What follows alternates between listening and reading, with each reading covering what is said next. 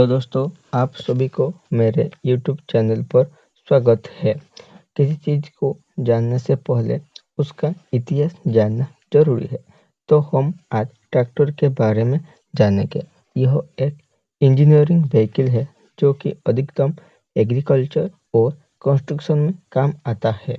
Tractor का invent 19th century में हुआ था, जबकि 1812 में कृषि कार्यों के लिए रिचर्ड ट्रेविथिक ने semi portable stationary steam engine का इन्वेंट किया था।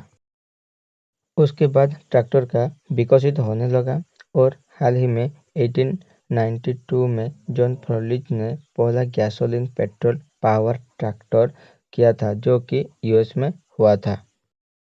1930 तक ट्रैक्टर में स्टील के पहिए होते थे, परंतु इसके बाद रबर के पहिए लगाए गए।